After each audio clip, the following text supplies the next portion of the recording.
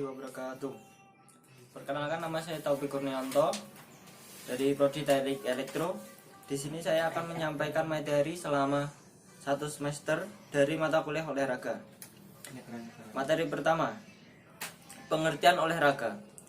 Olahraga adalah suatu bentuk fisik yang terencana dan terstruktur yang melibatkan gerakan tubuh berulang-ulang dan ditujukan untuk meningkatkan kebugaran jasmani. Hakikat olahraga adalah aktivitas otot besar yang menggunakan energi tertentu untuk meningkatkan kualitas hidup.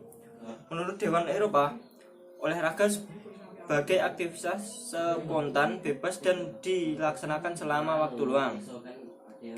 Olahraga memiliki manfaat bagi seseorang. Manfaat olahraga mampu membuat seseorang untuk lebih percaya, memperlancar peredaran darah, meningkatkan kinerja otak, serta memaksimalkan konsentrasi yang baik. Tujuan dari olahraga sendiri sangat beragam, hingga mengeluarkan berbagai pengertian olahraga yang sangat luas, serta banyak menganggap bahwa olahraga hanya sebagai hobi, mempercepat proses diet, atau keinginan membentuk otot tubuh. Namun olahraga sendiri akan berbuah manis jika seseorang melakukannya dengan rutin dan terarah untuk mengikuti Porcup, Porprov, Pons, CA Game, dan lain sebagainya. Olahraga pada zaman Nabi diantaranya ada gulat, lempar, renang, berkuda, dan anggar. Selanjutnya, untuk pertemuan kedua saya akan membahas pertandingan dan perlombaan. Makna pertandingan. Pertandingan dibentuk dari kata dasar tanding yang mempunyai 2 arti, yaitu seimbang atau sebanding. Kata tanding tersebut lahir beberapa istilah, antara lain kata bertanding yang berarti berlawanan, mempertandingkan, membuat bertanding dengan menghadapkan beberapa pemain atau peserta.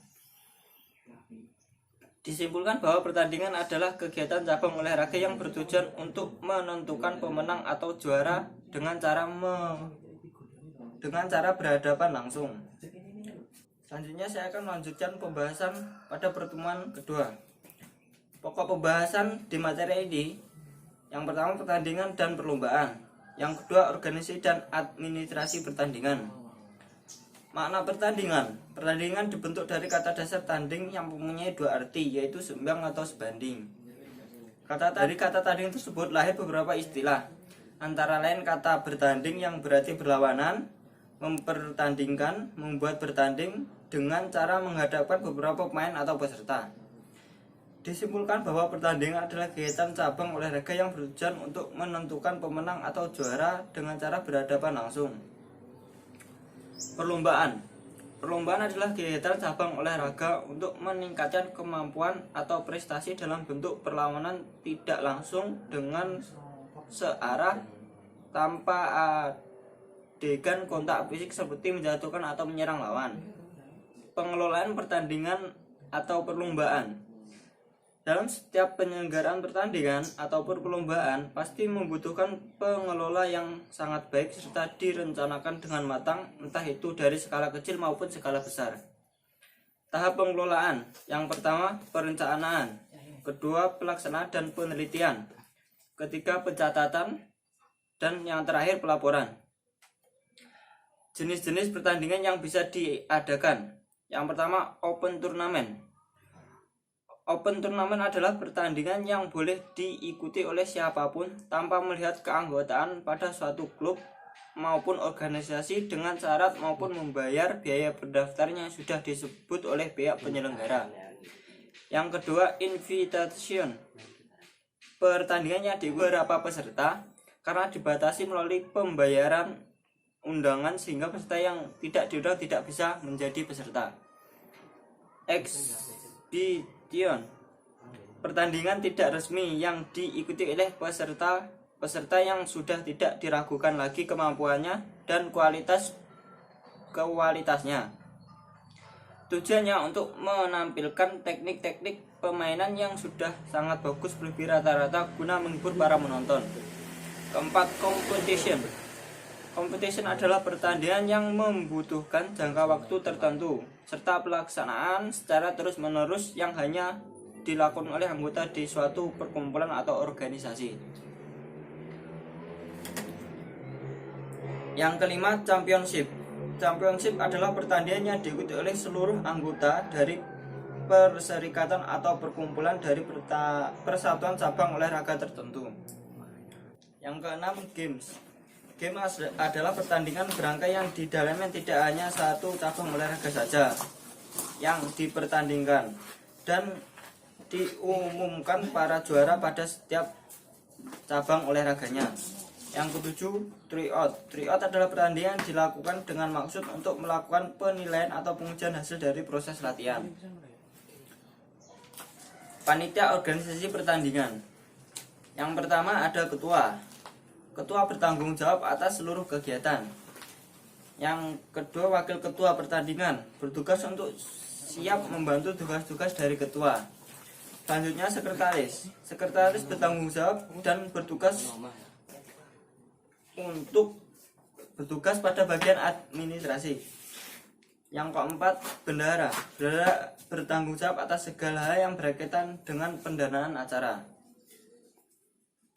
Yang kelima, penelitian hakim. Pemberian dan pengambilan keputusan atas terjadinya perselisihan serta pengawasan dari keputusan para peserta tentang peraturan permainan. Yang keenam, sanksi-sanksi. Sanksi-sanksi disesuaikan dengan kebutuhan saat pertandingan.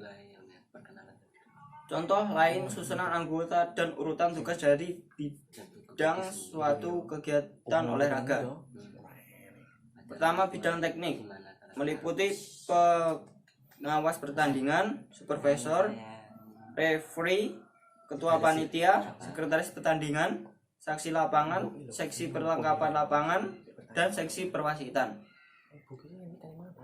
Kedua, bidang logistik, meliputi ketua bidang logistik, seksi akomodasi, seksi konsumsi, seksi angkutan, seksi edaan, dan peralatan atau medali. Yang ketiga, bidang umum, meliputi ketua umum, seksi dana, seksi kongres, dan seksi publikasi atau dokumentasi. Materi selanjutnya tentang kepemimpinan pertandingan. Pada materi ini akan dibahas tentang hal-hal yang perlu diperhatikan dalam membentuk suatu susunan kepanitiaan yang meliputi penugasan, pemilihan penugasan, dan kepemimpinan. Administrasi pertandingan. Penyelenggaraan pertandingan adalah aktivitas perencanaan dan pelaksanaan pertandingan atau perlombaan cabang-cabang olahraga.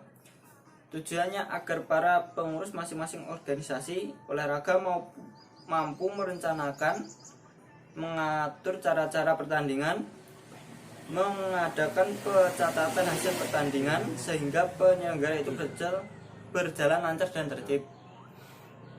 Penyelenggara pertandingan umumnya dipimpin oleh pemimpin pertandingan atau wazis, juga disebut ketua teknik pertandingan. Tahap penyelenggaraan pertandingan.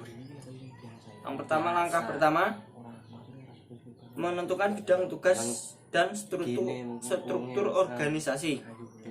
Luasnya tugas pemimpin pertandingan sangat ditentukan oleh tujuan dan sifat usaha kerjasama.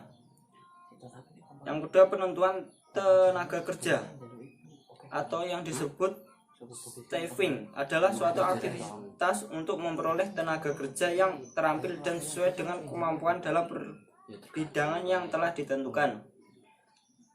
Yang keempat, penentuan anggaran. Dalam penentuan anggaran diketahui berasal dari mana sumber keuangan untuk kebutuhan penyelenggaraan pertandingan. Langkah berikutnya adalah membuat perencanaan anggaran yang diperlukan selama penyelenggaraan pertandingan tersebut. Penentuan peserta menentukan peserta yang dapat ikut pertandingan umumnya terdiri dari dua jenis kelompok. Yang pertama, menurut sifat pertandingan. Yang kedua, kategori batas peserta. Menurut sifat pertandingan ada tiga, yaitu pertandingan seleksi, pertandingan invitasi, dan pertandingan kompetisi. Peserta menurut skala pertandingan. Yang pertama, terbatas berdasarkan undangan yang telah ditentukan. terbatas sesuai dengan peraturan seperti aturan perkumpulan, POM, Asian Games, Olimpiade dan sebagainya. Terbatas antara lingkungan dengan daerah tertentu, antar Pakda, Asian Games dan sebagainya. 3. Saat pertandingan berlangsung, kelancaran pertandingan harus terpelihara dengan baik. Ketertiban penonton juga harus diperhatikan. Menjaga ketertiban penonton tersebut. 4. Sesudah pertandingan. Sudah pertandingan kita harus melaporkan pertandingan. Pertandingan berisi tentang hasil-hasil pertandingan, urutan juara, keuangan, penilaian tugas, laporan tentang situasi keseluruhan pertandingan. Faktor-faktor pendukung agar administrasi pertandingan bisa berjalan dengan lancar. Yang pertama, komunikasi interpersonal adalah komunikasi yang dilakukan kepada pihak lain untuk mendapatkan umpan baik secara langsung maupun dengan media. Yang kedua, komunikasi publik. Yang terakhir, manajemen keuangan pribadi. Tujuan dalam komunikasi interpersonal, yang pertama, menemukan diri sendiri. Yang kedua, menentukan dunia luar, menentukan dan menjaga hubungan yang penuh arti, berubah sikap dan tingkah laku untuk bermain dan kesenangan. Yang terakhir, untuk membantu. Hal-hal yang perlu diperhatikan dalam komunikasi. Yang pertama, bersikap simpatik. Yang kedua, tujuannya sebagai komunikator terpercaya. Yang ketiga, kemukakanlah fakta dan kebenaran. Yang kelima, jangan mengatakan hal yang mengkhawatirkan. Yang terakhir, jangan mengkritik dengan kritik yang tidak membangun. Fungsi public relation. Yang pertama, sebagai komunisator atau penghubung antara organisasi atau lembaga yang diwakilkan dengan publiknya. Yang kedua, membina relationship yang berupaya membina hubungan yang positif dan saling menguntungkan dengan publiknya. Selanjutnya, saya akan membahas materi tentang asal-usul atlet jalan dan lari. Langkah bugar dengan jalan dan lari, dan lomba jalan cepat dan lari. Jalan dibagi menjadi 2. Yang pertama, jalan santai dan jalan cepat. Lari jarak pendek. Lari jarak pendek ini dengan jarak sepanjang 50-400 meter. Lari ini mempunyai tujuan agar memaksimalkan kecepatan secara horizontal. Lari jarak menengah. Lari jarak menengah merupakan lari dengan jarak sepanjang 800 hingga 1500 meter. Peserta juga harus mengayunkan paha ke arah dada dan disesuaikan dengan panjang tungkai sambil bergerak untuk mengayun lutut yang lebih tinggi. Lari jarak jauh. Lari jarak jauh atau yang sering disebut dengan lari maraton biasanya berjarak antara 3.000 meter, 5.000 meter sampai 10.000 meter. Lari jarak jauh ini berbeda dengan lari estafet, akan tetapi jarak keduanya sangat mirip. Pengelompokan dalam lari jarak jauh. Kelompok junior 1 yaitu usia di bawah 20 tahun, kelompok junior 2 sekitar 17 tahun sampai 18 tahun. Kelompok junior 3 usia 15 sampai 18 tahun. Kelompok pemula yaitu usia 13 sampai 14 tahun. Kelompok veteran sekitar usia 40 tahun. Kelompok veteran putri sekitar 35 tahun. Pengelompokan pada jarak lari. Jarak 12 km peserta putra dewasa, jarak 6 km peserta putra dewasa, jarak 8 km peserta junior, jarak 4 km peserta junior. Gerak dan variasi jalan cepat dan lari, jarak pendek, menengah, dan jauh. Jalan cepat adalah gerak maju dengan melangkah yang dilakukan sedemikian rupa sehingga tanpa adanya hubungan terputus dengan tanah. Sikap keahlian melangkah, kaki depan harus menyentuh tanah sebelum kaki belakang meninggalkan tanah. Dengan kata lain, pada perlombaan jalan cepat, waktu berjalan salah satu kaki harus selalu kontak menginjak tanah. Sarana prasarana lomba harus ada lintasan, nomor dada, sepatu, dan baju serta celana. Sebelum melakukan lari, diusahakan untuk melakukan pemanasan. Praktik lomba. Pilihan rencana lomba, ambil rencana terbaik berdasarkan kemampuan dan tujuan latihan. Kalau Anda belum pernah lari, rutinitaskan pelatihan ada pada juara lari jarak pendek yang bertekad memenangkan 50K di bawah 25 menit.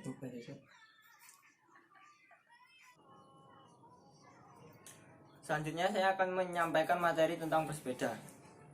Bersepeda adalah salah satu cara olahraga yang paling sedikit terjadinya tekanan pada lutut dan cara paling baik untuk menguatkan tulang rawan. Bersepeda dapat dilakukan oleh siapapun, baik yang kurang berat badannya maupun yang gemuk ataupun obesitas tanpa takut terjadinya cedera. Teknik dasar bersepeda. Dalam bersepeda, langkah yang ideal harus dilakukan adalah pemanasan dan pendinginan. Pemanasan dilakukan sebelum melakukan latihan. Dalam hal ini, bersepeda yaitu bertujuan untuk menyimpan fungsi organ tubuh agar mampu menerima perbedaan yang lebih berat pada saat latihannya sebenarnya. Pendinginan atau yang disebut cool down sering juga dikesampingkan oleh ragawan setelah melakukan latihan. Pemanasan bersepeda. Pemanasan akan sering disebut warming up, dianjurkan dalam olahraga bersepeda.